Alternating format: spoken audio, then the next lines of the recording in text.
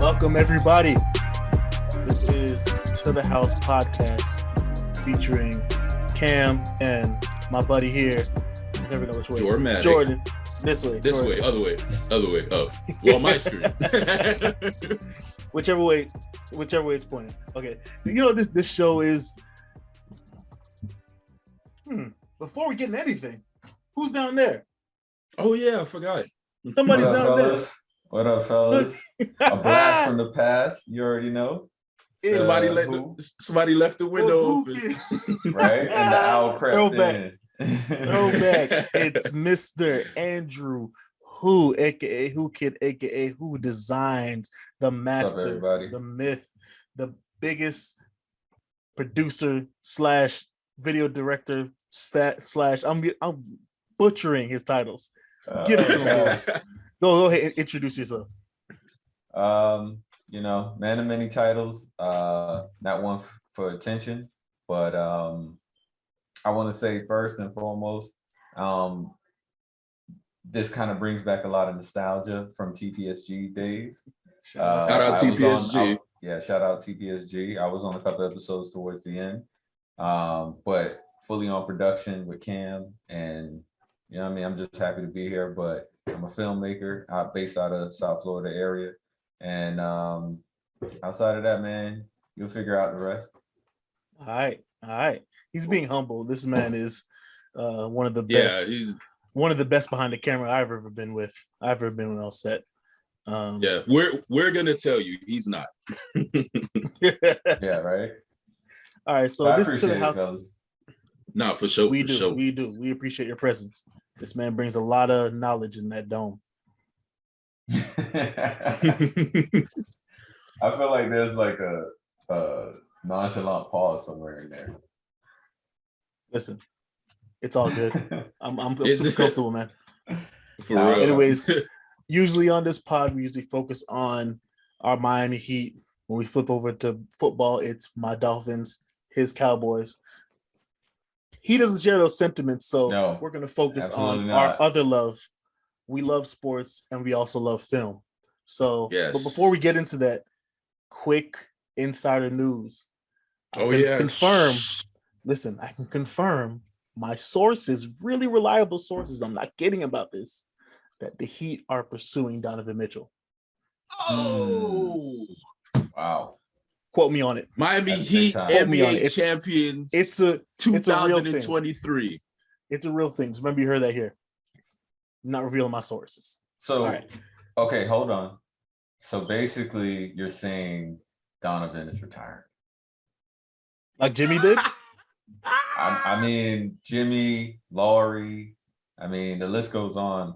It's retirement city. If retirement makes you a winner, I mean, all right. Whatever it takes. By the way, he's a Nets fan. They don't know about that in Brooklyn.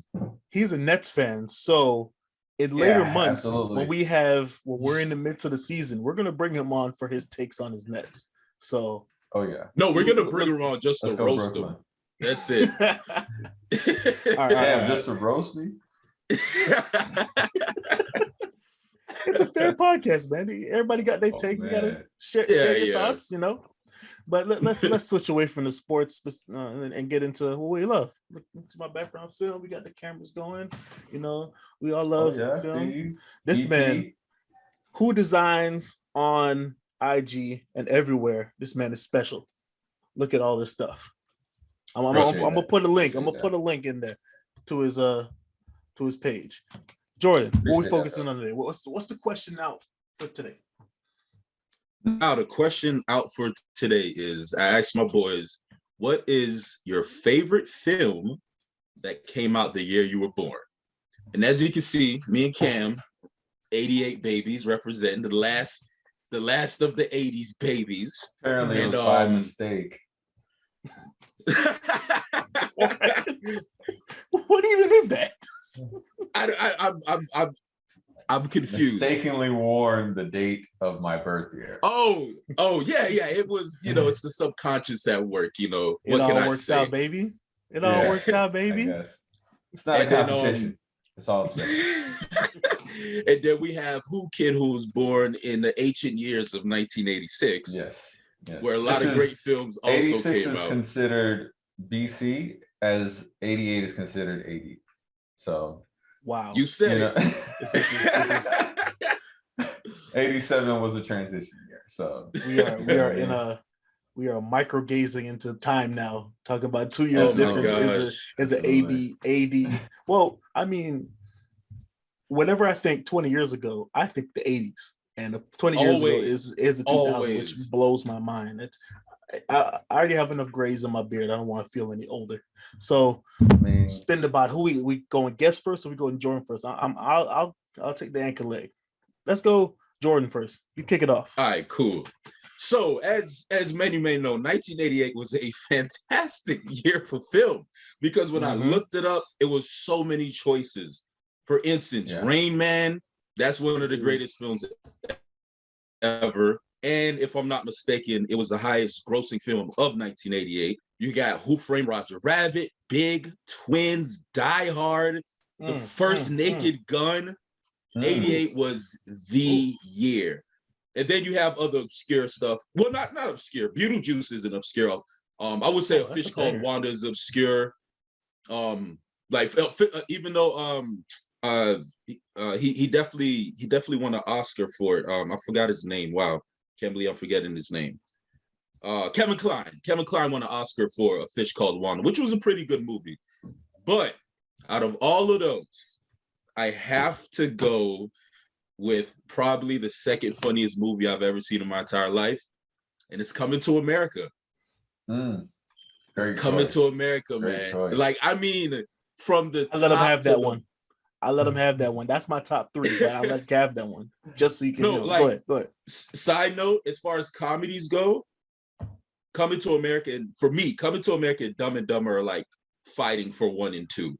Those are two movies where from the opening credits to the end credits. Like best movie or like comedy? No, best, like funniest, best comedy. To me, it's the best movie. It's my top 3 movies Coming to America. Because I was gonna say Dumb and Dumber. I don't feel like Dumb and Dumber could fit in that category, whereas I do kind of feel like Coming to America can. I agree. It was a little bit of a wholesome story at the end of the day, but outside of that, go on. Sorry, I just thought you meant like greatest movie. I was like Dumb and Dumber. Oh no, no, just comedy. Yeah, Dumb and Dumber straight slapstick. Yeah. But I chose Coming to America. I mean, it's quotable from top to bottom. It had young Samuel Jackson. Works. My son works. Yo, low key. There's so many good scenes, but low key, one of my favorite scenes is when Eddie Murphy was explaining the Jets game to him. It was like the New York Football Giants. No, he said the Giants of New York, and they kicked the oblong ball through. It's just it was the most invigorating time.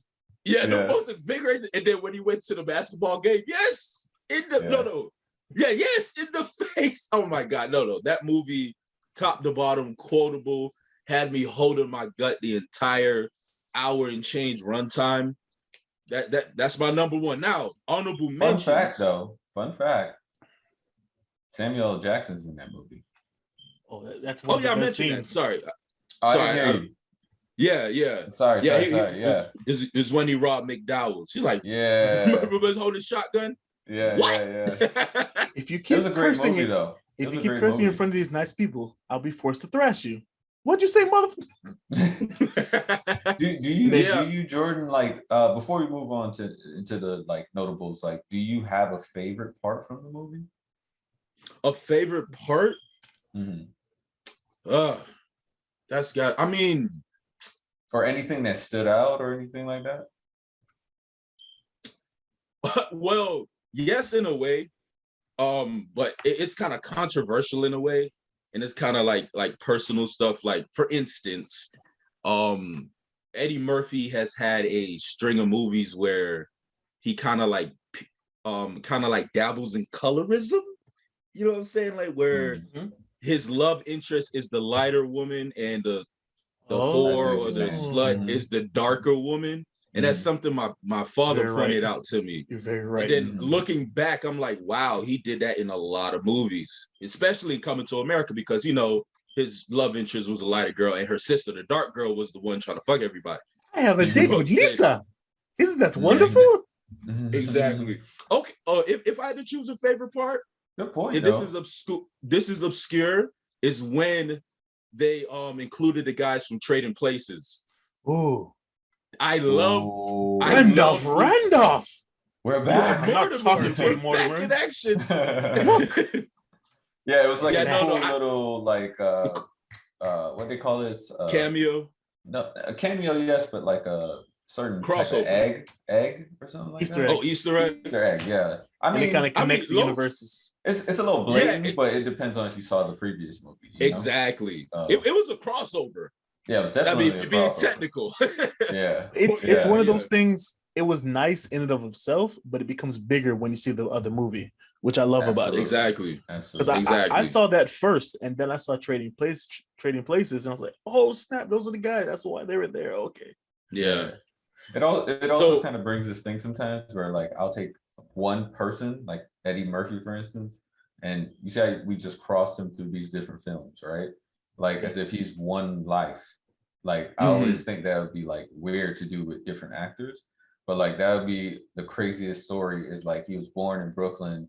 He was like a panhandler, and then he went to Africa, became a prince, and came back. It came back. It was funny like, Eddie Murphy if the movies were fused, you know what I mean? Like, oh man. Yeah. That'd be crazy. And you know, Eddie Murphy is known for playing multiple characters in a movie, so it's not too far-fetched. Yeah, I mean, you can think about who was that Shakespeare, The Prince and the Pauper, where the twins meet and they kind of switch lives. Oh wow! I don't know. Taking it back to school. Yeah, I learned about that in school. The rich man wishes his life was simpler, and the poor man wishes he was rich. And these guys admit they look exactly alike. It's been told like a million different times. They look exactly alike, so they decide to switch places to experience. You know, which is kind of like Trading Places, but that was a black and white thing. Okay. That movie had one of my favorite scenes with Dan Aykroyd coming on the train in the most stereotypical worst Jamaican accent ever. It was so bad. It was so funny. Oh. I was offended, but he kept talking and I couldn't stop laughing. I certainly hope there's enough space on the train for me. Iron Man. We met at the Haile Selassie Pavilion. I'm like, oh my gosh. The Haile Selassie Pavilion. Yo. That's a wild statement from Dan Aykroyd. I couldn't even be offended. Dog. I couldn't even be offended. It was funny. And Dan Aykroyd is one of like the whitest guys on earth. Like, he was in blackface. He was in blackface and I did not care. Do you think he said that line since he cut that scene? Oh God! If I ever meet him, that's gonna be my first question. Oh my God! Who were you thinking? But like, hey, like you still like Jamaica, huh? You still doing that there? So wait, speaking of Trading Places, before I get to my honorable mentions, another small obscure scene from that movie when he had the party and the guys were leaving. He was like, it was a stone groove, my man. You are the most righteous. I say that in real life. Like anytime I leave a party, it's a stone groove. But all right, on to the honorable mentions. Of course, I mentioned Die Hard. Die Hard is top 5 action movie for me personally. Big. I love Big because you know it's a wholesome story, and who hates Tom Hanks, honestly. Rain Man because of the acting. Wow, not Tom Cruise, the other guy. Why do I forget his name so many times? I can't believe I'm forgetting Rain Man's name. Tom Cruise. Dustin Hoffman. There you go. Dustin Hoffman. Tom Cruise. Yeah, Dustin Hoffman. He put on a nice piece of. He put on a nice piece of acting. Of course, Who Framed Roger Rabbit. That's we watched that as kids. It did give me a little it did give me some nightmares when he melted at the end. That was scary, man. That was terrifying. That was terrifying. He had cartoon eyes. It was ridiculous. Yeah. And what he say? He say, "You'll see me again." Like, oh, that shit was terrifying. Fish Called Wanda, and I recently watched Fish Called Wanda like last year. And another one a lot of people know about. My father put me on. It's called Midnight Run. It stars Robert De Niro. It's a comedy, like it's a buddy crime comedy film, and like it's about him taking this guy from New York to L.A. because he's like a mob accountant. Charles Grodin. Charles Grodin, and Yaphet Kotto's in it. It's another. If you haven't seen Midnight Run, you should definitely check it out. It's real funny. It's real funny. Okay. Absolutely. I like that. That probably brought up a lot of memories. I watch Coming to America at least like once a month. I have to watch it. Oh wow. That's some movies where when you watch them again, it's, I forgot about that part. There's no part of that movie I forgot. I know that movie from top to bottom. Yeah, easily. Like when they cut out a part, I'm like, hey, they didn't show. Yeah.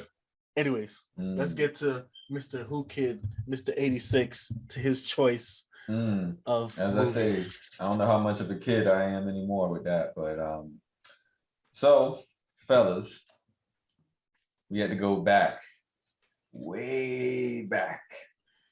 Back at the time. Oh God. Back to 1986. Where as I did my research, because I don't think I saw any of these movies live in the theaters. I would hope. I found it would be very unsafe and very very bad for my parents. Is that a week old baby? It was the Who Kid, right? And I still was opinionated, but so actually, one of these movies that came out that year is actually having its remake, and I've only heard really, really good reviews. One being Top Gun. Oh yeah, Top Gun. Big dumb movie. Box office. I love big dumb movies. It killed the box office. Yeah, so like this is just great timing. Another great one, Ferris Bueller's Day Off. The height of fantasy. The amount of white privilege personified. It was, yeah. And then I was kind of shaky on this because it wasn't part one, but I still thought it was good. Karate Kid Part 2. I've actually never seen that. Yeah, I've never seen Karate Kid Part 2. It's one of those in-betweens, but I thought it was significant enough to mention that it came out that year. Because it was still in that age where like we still adored sequels. Now we're like oversaturated with media to the point where it's like sequels don't mean anything. You know what I mean? True. Like I've noticed recently, something that happened 2 years ago is already being documented and ready to go as a scripted television series. You know what I mean? And it just happened. So like things don't really have time anymore. So money talked. Yeah, that's why I haven't mentioned it. Money. Another one is Alien. So First one. That's also a sequel. Yeah. So Alien or Aliens? I believe it was Alien. No, it's Aliens. Oh, it's Aliens. Yeah, it's the sequel. Yeah. Okay. Well, if I'm not mistaken. When did Alien come out then? Oh, 79. Yeah. Jeez. So, that's ahead of his time for 79. That's crazy. Way ahead of his time. Ahead of his time. Howard the Duck, the Transformers movie. Wow. And I'll get to the rest once I get through. But basically, I chose a movie by the name of The Fly. Jeff Goldblum. That movie was so gross. Yeah. It was love so it. Gross. I was watching that as a elementary schooler. I should not have been. Yeah, elementary school. I'm sure we all seen a movie or two we shouldn't have seen at that age. Hell yeah. The 90s babies. Yeah, 90s babies. For real. But yeah, no, Jeff Goldblum and Gina Davis, also from Beetlejuice. Yes. Gina Davis. Gina Davis is quality milk, or she was. Yeah. Yeah. They did a wonderful job, I think. I think we all know prosthetically it's just a beautiful like horror movie. You know me and practicals. Yeah, right. Practicals all day. Practicals all day on this movie. And actually, I watched. Oh, sorry. Go ahead, Jim. No, I cut you off. Go ahead. Oh, well, I was just gonna say I watched a review video after revisiting the film, and it was more like a BTS kind of, like behind the scenes kind of thing. And what, like, it just makes you adore practicals, and like how we've gotten so far away from it, because like being that there's not there's a shadow here or there, or it doesn't seem real in the room. I think it's more intense to see, like, even though we all know it may be a mechanical puppet, it's just so much more exactly visceral. That's a great word to use. Very visceral. Yeah. But with the fly, I'm not gonna go into super detail, but basically it's a scientist who is experimenting with transportation, and along the way of this experimentation, he meets the character played by Gina Davis, and I don't want to give away too much, but basically he gets to a point where he wants to transport himself. He's carrying on a relationship with Gina Davis, and one thing that happens is when he goes into the transportation device, he doesn't realize that there is a fly inside the device. But for the first week, I'll tell you this, it was pretty lit. Like my man was working out. Sex drive was crazy. But then after about 5 days, the pimples and that bad skin started showing up, and when he started walking on the wall, he was like, "Okay, it's a little too much." Bro. That nigga had monkeypox, man. Yeah.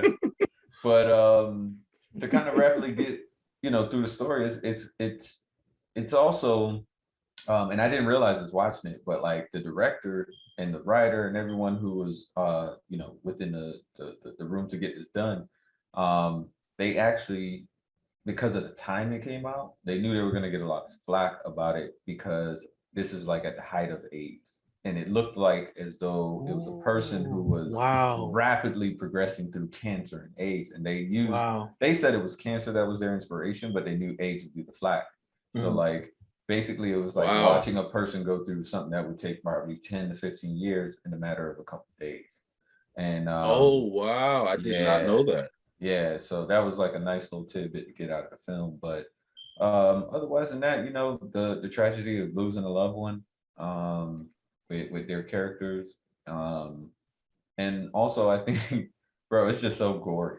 It's just so gory. Like when he finally comes and gets her from the I guess like the patient room or whatever, and like they're having like that last moment, and like I guess they like, he wants her to come with him, and like he's just okay. So like another thing is that they wanted the character to play as much with intelligence as long as possible, meaning that like there's still remnants of the actual inside. So like that was probably him trying to reach out to her for one last time, and as he was backing up, my man just disintegrated. Like his whole shit. When he changed? When the cool finally came to this off day, and the skin was done. That scene holds up to this day. Bruh, it's still a great scene. So, it's just a crazy movie. I think it's one of those classics that like you just gotta see for yourself. It's a remake. It's a remake too. And it's a remake as well, but like obviously the remake being like 30 years later, like that's how you're supposed to do it though. Yeah, like, you don't remake something that came out less than a decade. Like that's wild to me, man. Like when you have that technology change and ability to do that, it's appropriate to do it. I think it's appropriate then, but and what I was saying earlier is that a film that came out 4 years prior, The Thing, as far as practicals, that's the king. That's the king. Yeah, The Thing is the king of practicals by far, bar none. But the Fly is on. The thing, but the fly is on par though. The Fly is definitely on par. Yeah. It was the age of practicals, man. So it was great. The ending. I don't want to. I mean, if you haven't seen it, you're about like 30 years too late. I mean, but I'm not gonna don't spoil it. Don't spoil it. Don't spoil it. Don't spoil but the ending has never taken me from fear to sadness so quickly. Yeah. Because when he shows that he's still human inside, you're like, wait. It reminds me of what's the movie? Well, I just popped into my head. District 9. District 9. How? Oh, District 9 because was a sad ending. I was just watching That was a sad critique ending. on Avatar, and they said that's what a big difference between some like character directors are. Usually when the creature is either like looks like a human with big puppy eyes and things that are cute, it's easy to connect with them. But when the creature is ugly and disgusting, it makes a huge disconnect. But those two movies, like they have that creature design, but they put in that humanity in there, which makes you go, wait, there's still something to be loved in there. Yeah. And I feel like those two endings are both like heartbreaking, like immediately. Yeah, it's like you looking at this person saying like, damn, like I can't help you, but I want to so bad. You know what I mean? And you know that that's it for them. It's literally like when you have to pull a plug. Yeah. So you straight up through some feels, man. Always right in the fields. 86, we was doing big things in 86. You know what I mean? Yeah. So that's it. The only other thing I wanted to do was honorable mentions. I'm not gonna name everything, but the Golden Child. Also Eddie Murphy. That came out 86. 86. I could have swore that was the 90s, bro. No, Eddie Murphy had a run. Eddie Murphy had he ruled the 80s. Eddie Murphy in the 80s, like he ruled the 80s. Yeah. That was crazy. Yeah, that was his. And the early 90s. Absolutely. And then the last one is I don't know why, but the voice of in this particular movie always gets me, but it's the Little Shop of Horrors. Ooh, Seymour. Yeah, that's a classic. Is that Rick Moranis? Oh, I don't even know, but that voice directed it every time. No, who was in it? Oh, you talking about the actor? Yeah, I think that name does sound familiar. That was Rick Moranis. Yeah. Shout out to him, yo. That's a real dude. Yeah. That's a real dude. No. Rick Moranis is that guy, man. Honey, I Shrunk the Kids is a classic. It's classic. He took a break from acting to focus on being a father. That's why he didn't appear anything for a long time. That's what's up. He was in a lot of stuff. Ghostbusters, Honey, I Shrunk the Kids, Little Shop of Horrors. He was a name. Spaceballs. Spaceballs. The man. He just kind of be crazy. What if it was because he was cheating? I mean, no, man, it's these kids. I gotta be there. Why can't it be the honorable thing? Nah, let it be the honorable thing. I just thought it was hilarious. We already put the thought in our heads, man. We're already there. It's over. All right. So next up, last but not least, we have the anchor Cam, also from the 88s. Funny enough, I thought he was gonna say some of my runner-ups because I was like, okay, when he said Coming to America, that's one of my top 3 favorite movies, period. I was like, oh man, he's gonna take that one. I gotta think of another one. But I was looking through the list and some good ones came up. Bloodsport with JCB. Oh yeah. Jean-Claude Van Damme. Yes. Bloodsport's 88. Listen to this one. Akira is 88. Akira. What? I gotta look this one up. Akira's 88. Akira is 88. I still haven't finished Akira. Like that movie is dense. It is. It's a thick movie. It takes multiple watchings. It's a thick movie. Absolutely. Like I have to sit that. But it really came out in 88. Wow, I love my year. Another one. That is crazy. Another one. School Days. Oh, that's a classic. No, School Days is a classic. Hold on. Is that what I'm thinking? Yes. Yeah. Yeah, Spike Lee. Oh, yes. Yeah. Spike Lee. Yeah. It's cool. Oh, yeah. That's 88. That's 88. Less dense and more flowery. Land Before Time. Yeah, while I was naming my honorable mentions, I saw that. Yeah, that's Land Before Time. If Land Before Time didn't make you cry or almost cry, you don't have a soul. I'm sorry. That movie was tugged at your heartstrings, boy. Who knew you can have feelings for dinosaurs like that? Yeah, right. Fictional dinosaurs, bro. Fictional dinosaurs, dog. Those are good. So Cam, man, are any of those your pick? Nah, I couldn't choose those. I had to go with one that I was obsessed with when I was a kid. Let me bring up the image. Let me get Google ready. Yeah, yo, listen, right? Listen. I won't be talking because you guys, it's an obscure movie. Very few people know about it. I don't remember the name, but Cam gave me and Jordan a name the other day of a possible suggestion, and I thought it was a novel from 1873. Same one. Listen, okay, I'm gonna give you some background on it because it's really interesting. Well, the cover was so old. Go ahead. It's The Adventures of Baron Munchausen. Munchausen. What'd you call me? Oh my god. The Adventures of Baron Munchausen. Listen, this is the most obscure movie. And I was so excited when I saw it was on the list because it's one of those movies that before I liked movies, I was a jitterbug. I was obsessed with this movie. It's first of all, it's a Terry Gilliam film. We're talking Monty Python, Brazil, 12 Monkeys, Fear and Loathing in Las Vegas. So you can get a feel. If you know those movies, you know Terry Gilliam, how he gets down. That vibe. It was much like I put this one next to Clash of the Titans, the old one, in terms of when I was a kid. This like blew my mind, the stuff that was happening. It's like, oh my gosh, like floating heads and but there was it got a 92 on Rotten Tomatoes, so that's pretty damn good. Listen, I watched it recently. First of all, I watched it 2 years ago. There's a huge gap between when I first saw it. There was like a run, it'd come on TNT or Bravo when I was like probably 8 or 9 years old, and I kept watching. I was obsessed with the movie, and I didn't see it for years. And then like 2 years ago, I was like, listen, I need to find this movie. I had to search like floating head movie with a guy, aristocracy guy, and I found it, and I rented it and watched it again. And my wife had, what was this charge? Like, listen, I had to watch this movie. And it's weird because everything I remember from the movie happened. It's like, you know, sometimes you watch movies when you're little and like, oh, I thought this was cool. It's not.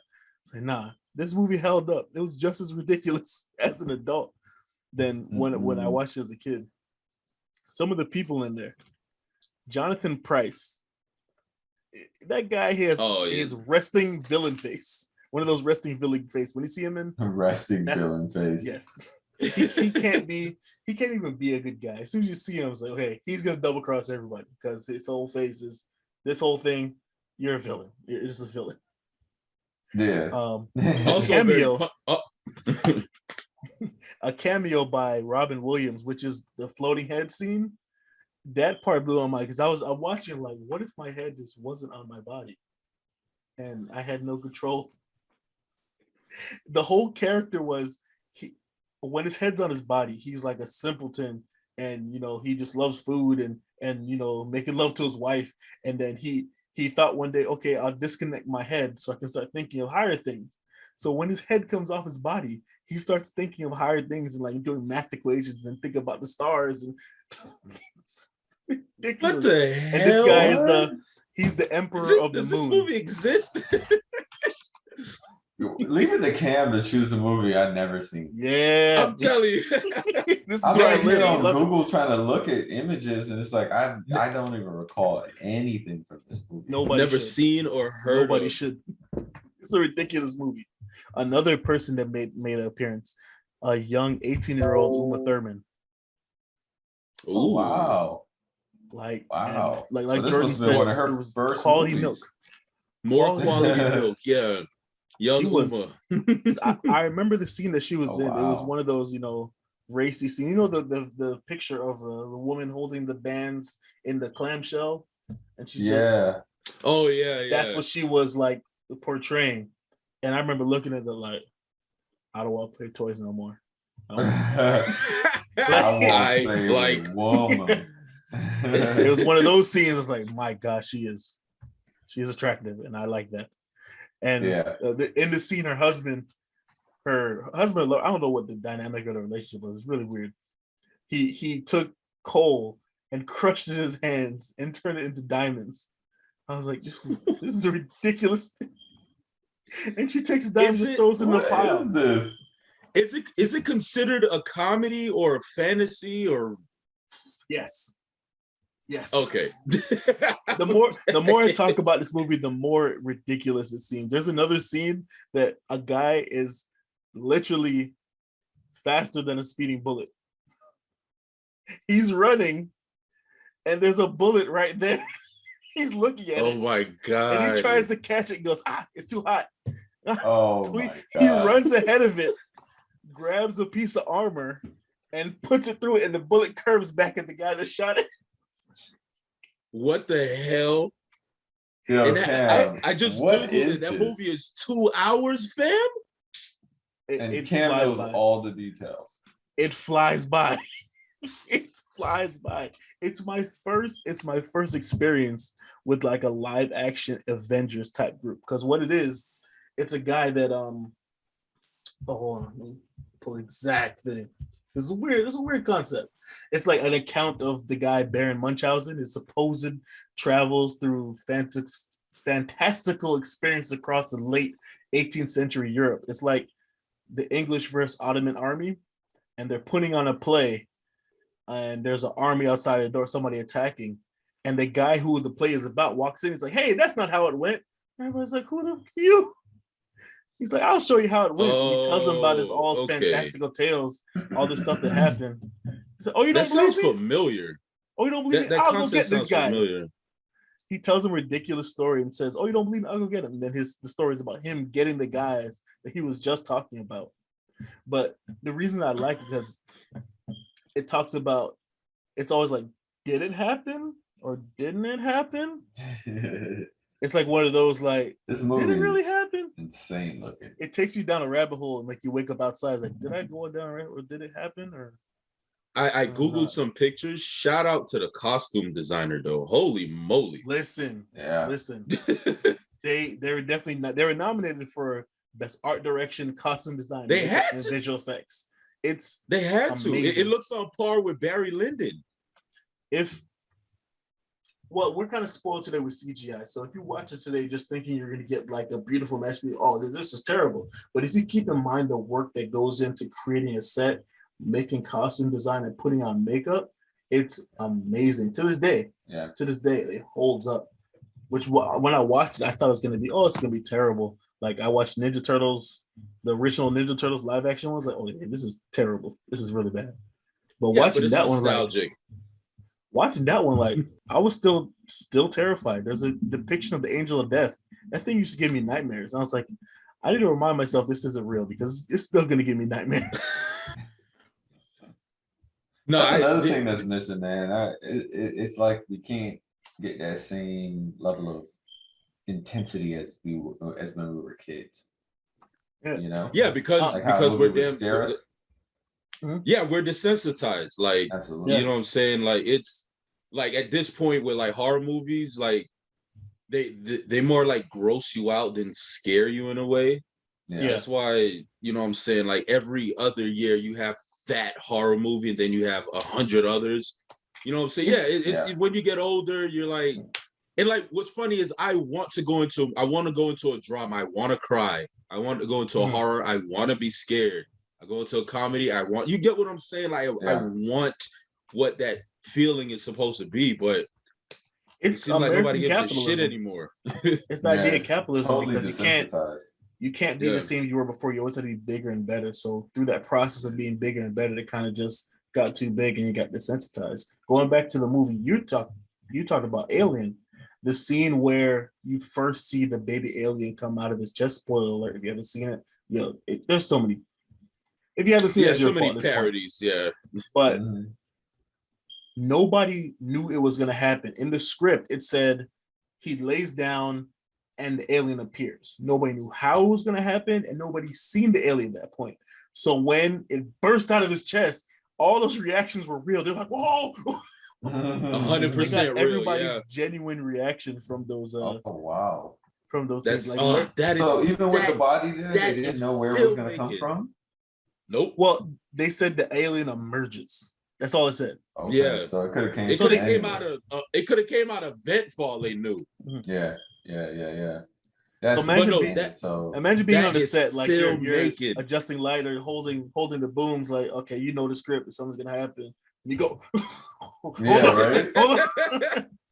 I think the only people that knew obviously were the director, the writer, and the actor whose stomach it burst out of. I think he knew. The art director and also, whoever designed the alien. Like, it's, you know, they gotta keep something. Yeah, of course, yeah. But no, like, that is filmmaking at its best. Oh God, I love stuff like that, dog. Just the direction when they like keep things secret and put so much intricate detail. You can see when somebody has put their heart into something and like, okay, this is a film. This is me, how I want to see it. This movie is actually it's been redone because I looked and there was a German version made in like the 1970s, and there's another version made by Georges Méliès, one of the fathers of film, in 1917 of this same story, and the book was written in the 1700s. Oh, okay. So it had to be okay. What it was a book? Okay. I just researching this, I found out all the history behind it, and like it just made it that much better. And when I watched it recently, it made the story richer. And I think just finding out all this, like how they make the film and what goes behind writing the script, makes it more rich and more a better watching experience. You know? Yeah, absolutely. Mm-hmm. Absolutely. Hell yeah. So that's probably the next film I'm going to watch: The Adventures of Baron Munchausen. Unfortunately, you have to rent it. It's like $3 or $4, but I think it's worth it. It's worth it. On Amazon? Yeah, you can watch on Prime. Oh, okay, cool. I might give it a couple more years. I don't think I'm ready for it yet.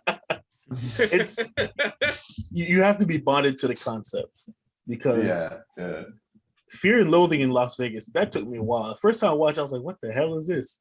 And then I realized what it was and who wrote it. Like, oh, okay, look, it makes more sense. Let me watch it again, give it a second watch, and it made it more enjoyable. And sometimes it's a couple movies like that. A lot of people take things out of context. They don't know the context of things, and it kind of makes them go in with a preconceived notion. Like they see it, like, oh, this is terrible. I'm like, wait, no. That's why I think people say beauty's in the eye of the beholder. I think beauty is more in the eye of the creator. Mm-hmm. Yeah, we don't know. Beauty is in the eye of the creator. That's a good one. You don't know. I like that. Yeah, it gives depth. The beholder can only see the surface. If you want to know the depth, ask the creator. Yeah, absolutely. Yeah, that's why those YouTube videos are so helpful. Oh, and this scene, the director was trying to so and so, like, oh, it makes sense now. It gives context. So, no, definitely. This is why I want to hear more about whose exploits, because when he talks about, okay, I did this and this, we use this to achieve this. When he sits down and walks me through how he did shots through, like in our old movie, shout out Obi, like how we shot it, how we shot that, and when he went running through the thing, walking with her, running through the forest, it makes it brings you into the filmmaking process. Yeah, it's immersive. Yeah. I mean, the opening scene was so fucking crispy. A lot of people praise your camera work more than anything else in the film. Like, oh, it was so clear, it was so crisp, and the lighting and everything. Yeah, no, real talk, man. Real talk. It's beautiful. Yeah, appreciate that. People's first thing. That's a lot of work, man. But I mean, at the end of the day, I couldn't do it without you guys. So, 3 beers all day. But for sure, like, there's many more to come. Many. Absolutely. Look out for this guy. Teamwork made the dream work.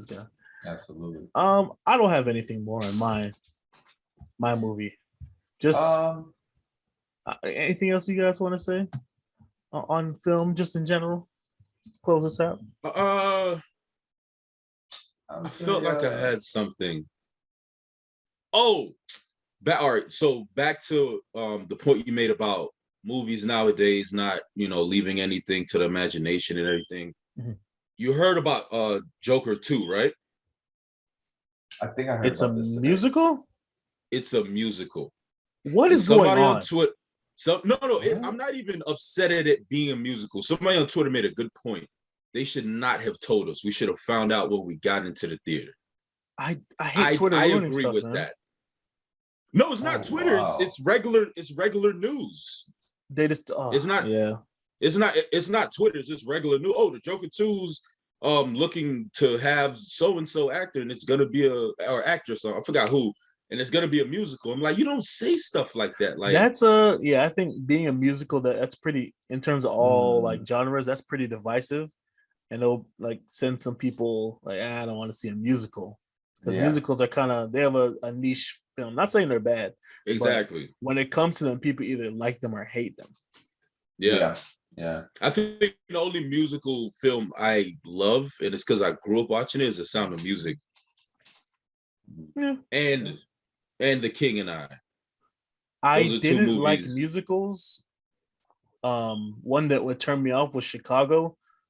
People love it, but it was dragging. Like, I was 3 songs in, and it was like 20 minutes of the film. Like, okay, they're stopping the story to sing what's going on, but then it's not progressing through song. That's what I don't like. Like, if it's progressing the story through song, I like it. But if they're stopping, like, kind of like a Disney movie, like, with Aladdin and Lion King, there's like 3 or 4 songs, that's it, and they kind of sing the situation to go deeper in the situation. But that was just kept dragging it down. But a movie like, for me, Les Mis, the one with Hugh Jackman, that was amazing. Everything, the set pieces were super practical. They were singing on set, and everything was big, and the singing was carrying the story. I'm like, okay, this is freaking awesome. Yeah. And see, here I go being divisive again. I actually hate musicals. I hate them. See, there it is. Because it's like, to me, it doesn't. I feel like there's a time and place. I definitely think that musicals are something more like in person, but like in a movie, like a play. Like a play. Like in a movie, it just throws me off if you just like walking down the street and then the guy grabs her arm and turns her around. And he's like, and what's the like? It's like, what? Yeah. Like, and then in the middle of the street, it's like a real environment. It just does not do it for me. So like when they go to the wide shot and it's 32 people, the guy watering the lawn and the lady carrying the baby dancing, now it's like, I gotta go. Like, this is getting insane, bro. Everybody can get down. Yeah. It's like everything's a music video. Like, watch 10 music videos in a row. Like, okay. Yeah, there you go. Hey, but one of our favorite shows, Cam, they did the musical thing correctly, because it tied into the theme of the show. It was a patient who was hearing music in her head. Yeah. She was like, what is going on? I have to go to the hospital. Yeah. Why are you singing? So that made sense. Like, why am I singing? Yeah, no, that was a fantastic. I mean, it ended sadly, did it right. Of course. Yeah, they did it. They did it right. But it was a great episode, because I said I was late to Scrubs, but I caught on me to too. It late. No, Cam put me on. I was very late. I caught on season 3, and then I followed it, from then on. Bro, it was like, because I was watching it way after the show. It was crazy to know, like, when I got towards like the last season, I was like, this cannot end. Like, it was it's so good. You can watch. You can just watch one episode, like never seen episodes, and it's funny. Yeah, but if you watch it from the beginning, it was on for the longest time, for years, on Comedy Central. I think it still comes on Comedy Central. Okay, like you can watch one episode, and it's a funny episode. But when you watch it from the beginning and watch that same episode, like, oh snap, there's so much jokes. There's so much. It's crazy. It's crazy. Bill Lawrence is a damn genius. But I think we might go into that. TV shows. We got to go into that. Hey, I'm down. What you mean? I could talk about Scrubs for hours. We'll need a whole pod for Scrubs, because I'm a Scrubs head. I've seen the whole thing through probably 12 times. Not being generous. The whole thing through. So that's a very specific number. That's why I believe you. I can tell you guys this, man. Shout out to y'all memory. Because I don't know, man. I don't know if I could get that deep in, even though I just like watched it like 4 or 5 years ago. Like y'all just be like, remember that scene 15 minutes in? And I'm like, what it is. I watch that show regularly. Like for me, certain genres are etched in my memory. Like comedy, I'll never forget jokes. and I'll never forget horror movie scenes. I will forget an action scene or a drama scene, but horror and comedy, it just locks into my brain. Like I can never get rid of those images or those jokes. Like it's crazy. Yeah. It's a comfort show for me. That's a comfort when I want to feel I'm feeling down. I just want to watch something. I'll put Scrubs on, just watch an episode. Oh hell yeah! Soup, right? No, the janitor alone needs his own. All right, no, we could talk off for hours. No, I'm sorry. we might have to do a janitor honorable mention real quick. Have any of you watched Abbott Elementary? Of course. What you mean? The janitor on that show. Lit. No, remember he was like, that boy don't like bacon. Hey, when the girl got on him, sir, you are bald. Yeah. That show is special. Yo, no, that show's hilarious. That show's hilarious. I support it any way I can. I'm like, and Cheryl Lee Ralph. And this is just the beginning. Like when you think about shows in their beginning, before the guys the actors start to believe their characters are really get immersed in them. Yeah. I can't We're on the ground floor. I can't see dang, I don't even know their real names. JD and Turk. I forget their real name. Donald Faison and Zach Braff. I forget their real names because they're just immersed. They are JD and Turk, yeah. Remember, they're doing commercials and stuff. Remember, they will always be JD and Turk. They have a podcast, Fake Doctors Real Friends, where they talk about all the episodes. They go through the episodes and talk about the background on it, and it's amazing. All right, that's what to listen to all day tomorrow. You gotta shut down the Scrubs talk for me. Start another episode. Yeah, for real. All right. That's crazy. Didn't they become friends on the show? Yeah, I don't think they knew of each other, but they like the further they went in, they became better and better friends. Yeah. Because that was a good takeaway from the show, was like how great their friendship like seemed. Like even I'm looking through pictures right now, like that scene with them as pimps walking through the hallway is insane. Oh my God.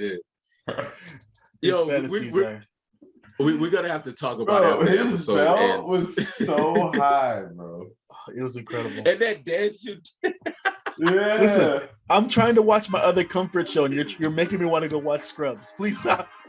Yo, I gotta get through some Scrubs. I'm gonna throw some Scrubs clips on the YouTube. Forget it. Branding it. This has been episode 4 of To The House Podcast. We're in the weeds on film and TV. Look out for new episodes coming to you. Any of those pronouns or whatever term using. I'm getting lost in words. Like, share, subscribe. This is Mr. Who. This is Jordan. I am Cam. Jormatic. Who. We're out. Peace.